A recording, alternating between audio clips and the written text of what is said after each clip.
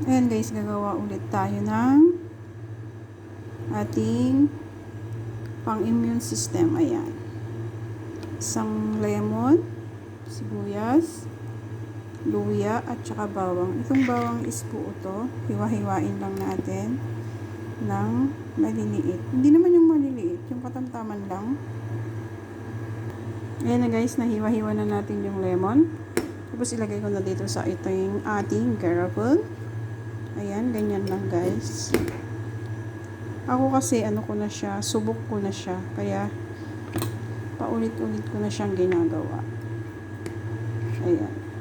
So sa inyo, kung gawin nyo, kung hindi naman, ay okay lang. Kasi ako, subok ko na. Ayan.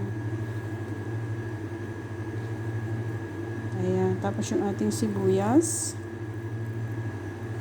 Ang pag-inom dito ay every morning. Pagkagising mo. Basta morning, wala pang laman yung tiyan. 1 tablespoon and honey. Lagyan na natin ng honey. Ito yung ating honey guys. Ayan, pure na pure yan. Ang pag-inom dito is 1 tablespoon with warm water. Ayan guys, every morning. Ayan. Kasi subok ko na kaya ginagawa ko na to. Pang-apat ko na tong gawa. Ayan na guys, yung ating ginawa.